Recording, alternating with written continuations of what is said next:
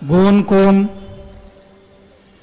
এবং সকল প্রকার নির্যাতনের বিচারের দাবিতে আজকের এই ঐতিহাসিক দিবসে 11 দলীয় ঐক্য কর্তৃক আয়োজিত বিশাল এই সমাবেশের সম্মানিত সভাপতি, মঞ্চে বসা জাতীয় সংসদের বিরোধী দলীয় চিফ হুইপ, জাতীয় নাগরিক পার্টির আহ্বায়ক সহ 11 দলের শীর্ষ নেতৃবৃন্দ, প্রিয় দেশবাসী ভাই এবং বোনেরা, সাংবাদিক বন্ধুগণ, অত্যন্ত দুঃখ ভারাক্রান্ত হৃদয় নিয়ে আজ আমরা আপনাদের সামনে দাঁড়িয়েছি। দীর্ঘ 17.5 বছরের ফ্যাসিবাদী শাসনের জাতাকলে পিষ্ট এই জাতিকে আল্লাহ তাআলা আমাদের ছাত্র, শ্রমিক, যুব জনতার আন্দোলনের মধ্য দিয়ে মাত্র 2টি বছর আগে আমাদেরকে মুক্তি দিয়েছিলেন। সেই সময়ে যে দলটি আমাদের মতোই মজলুম ছিল, নির্যাতিত ছিল, আজকে তারা ক্ষমতায় আছে। তারা তখন প্রত্যেকটি হত্যাকাণ্ডের বিচার দাবি করেছিল। নির্বাচনের সময় তারা বলেছিলেন তারা নির্বাচিত হলে ফ্যাসিবাদের হাতে যতগুলা খুন হয়েছে, গুম হয়েছে, নির্যাতন হয়েছে, সবগুলার বিচার তারা করবে। ক্ষমতায় বসার পর এখন তাদের সুর পাল্টে গেছে। বিচার তো তারা করছেই না, বরঞ্চ আপনারা শুনেছেন 4 মাসে 600 জনের অধিক মানুষ নির্মমভাবে বাংলার মাটিতে খুন হয়েছে। আরো দুঃখজনক, এই দলটি নিজেদের হাতে নিজেদের কর্মীদেরকেই খুন করেছে। যাদের নিজেদের কর্মীদের সম্পর্কে নিজেদেরই কোনো দায় এবং দরদ থাকে না, 20 কোটি মানুষের জন্য তাদের কি দায় এবং দরদ থাকবে? আমরা কোনো লক্ষণ দেখতে পাচ্ছি না। লজ্জার বিষয়, ফ্যাসিবাদ থেকে মুক্ত হওয়ার কথা বলে ঠিক ফ্যাসিবাদের রাজপথ ধরেই তারা এখন হাঁটা শুরু করেছেন। বাংলাদেশ ব্যাংকের গভর্নর, বিভিন্ন ব্যাংকে অযাচিত হস্তক্ষেপ, বিশ্ববিদ্যালয় কলেজগুলা দলীয় অনুগত লোকদেরকে দিয়ে দখল করা, জেলায় জেলায় প্রশাসক বসিয়ে দেওয়া, এমনকি খেলার মাঠটা পর্যন্ত তারা দলমুক্ত রাখতে পারলেন না।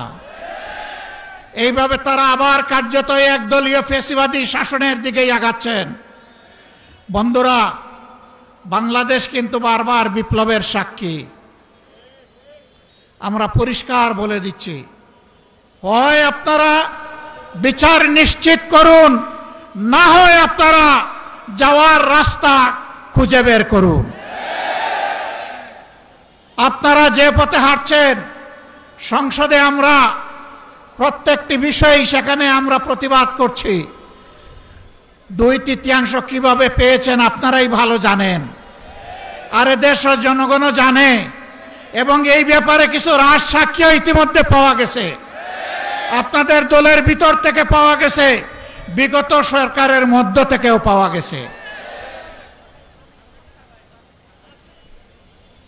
আমরা আপনাদেরকে বিনয়ের সাথে অনুরোধ করব, মজলুম ছিলেন, জালেম হবেন না। মেহেরবানি করে বিচারগুলো নিশ্চিত করুন। শুধু ফ্যাসিবাদের হাতে কেন, এই রাস্তায় আমাদের কলিজার টুকরা বিপ্লবের প্রতীক শরীফ ওসমান হাদিকে হত্যা করা হয়েছে। তার বিচারও ধামাচাপা দেওয়ার চেষ্টা চলছে। এখন পর্যন্ত চার্জশিটটি দেওয়া হয় নাই। কাকে খুশি করার জন্য, কোন সত্যকে আড়াল করার জন্য এটা করা হচ্ছে, জনগণ জানতে চায়। এই 21 তারিখ, মাত্র 2 দিন আগে গাইবান্ধা ইতিমধ্যেই বলা হয়েছে ছাত্র শিবিরের একজন তরুণ নেতাকে গলাকটে স্পষ্ট দিবালুকে সেই ফ্যাসিবাদী কায়দায় হত্যা করা হয়েছে। হত্যা করে মানুষকে দুনিয়া থেকে বিদায় দেওয়া যাবে, কিন্তু কোনো আদর্শকে খুন করা যাবে না। এদেশের মানুষের অন্তরে, কলিজায়, হৃদয়ে, মগজে সব জায়গায় বসে আছে মজবুত ভাবে রাসূলুল্লাহ সাল্লাল্লাহু আলাইহি সাল্লামের আদর্শ। এই আদর্শকে নির্মূল করার চিন্তা করবেন না। যদিও আপনাদের একজন সিনিয়র নেতা ঘোষণা করে দিয়েছেন নির্মূল করবেন, অতীতে যারা নির্মূল করার ঘোষণা দিয়েছিলেন তারা নিজেরাই আজকে নির্মূল হয়ে গেছে। নির্মূল বেশি করবেন না, এটা এক ধরনের ভাইরাস।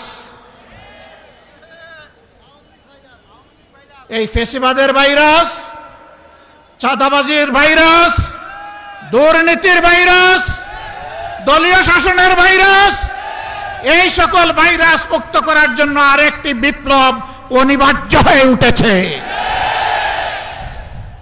সেই বিপ্লবের জন্য আপনারা কি প্রস্তুত? মানুষের জীবন, ইজ্জত এবং সম্পদ, দেশের সীমানার জন্য আরেকবার কি জীবন দেওয়ার জন্য প্রস্তুত আছেন? বন্ধুরা, এই বয়সে আমি এবং আমরা পিছিয়ে থাকব না, সম্মুখ সারিতে থাকব, আড়ালে আবদালে নয়। তবুও বাংলাদেশের দিকে কাউকে লাল চোখ দিয়ে তাকাতে দেব না ইনশাআল্লাহ। কোন কালো হাত বাড়ালে সেই হাত গুড়িয়ে দেওয়া হবে। 20 কোটি মানুষের 40 কোটি হাত এই দেশকে পাহারা দেবে ইনশাআল্লাহ।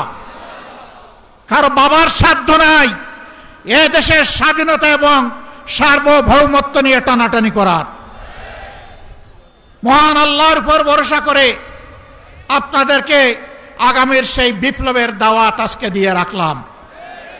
সংসদে যতদিন পর্যন্ত কথা বলার পরিবেশ থাকবে, জাতির স্বার্থে যতদিন পর্যন্ত থাকার দরকার হবে, তার বাইরে আমরা 1 সেকেন্ডও থাকব না। যেদিন সংসদের প্রয়োজন ফুরিয়ে যাবে, যেদিন মনে হবে এই সংসদে আর কথা বলে লাভ নাই, সেদিন সেই সংসদে খোতা হাফিজ বলে আমরা বেরিয়ে আসব। প্রস্তুত থাকুন সেই বিপ্লবের জন্যে। অন্যায়ের সাথে কোনো আপত নয়, নতুন পুরাতন কোনো ফ্যাসিবাদ মানি না। পুরাতন পরিত্যাজ্য, নূতন ঘৃণিত, কোনো ফ্যাসিবাদ মানব না ইনশাআল্লাহ। জীবন যাবে, জীবন একটাই, সেই জীবন যাবে আল্লাহর জন্যে, সেই জীবন যাবে মানুষের জন্য। আল্লাহ হাফিজ। বাংলাদেশ জিন্দাবাদ। 11 দলীয় ঐক্য জিন্দাবাদ। আসসালামু আলাইকুম ওয়া রাহমাতুল্লাহ। সংগ্রামী ভাই এবং বন্ধুগণ, আমাদের সম্মানিত স্বেচ্ছাসেবক যারা, সবাইকে আন্তরিক ধন্যবাদ জানাচ্ছি। আপনারা দ্রুত রাস্তায় যান চলাচল এবং সম্মানিত যাত্রীদের জন্য রাস্তা আমরা ফাঁকা করে দেব। ট্রাফিক সিগন্যালে যারা দায়িত্ব পালন করেছেন, সম্মানিত ট্রাফিক সদস্যবৃন্দ, আইন শৃঙ্খলায় নিয়োজিত সদস্যবৃন্দ,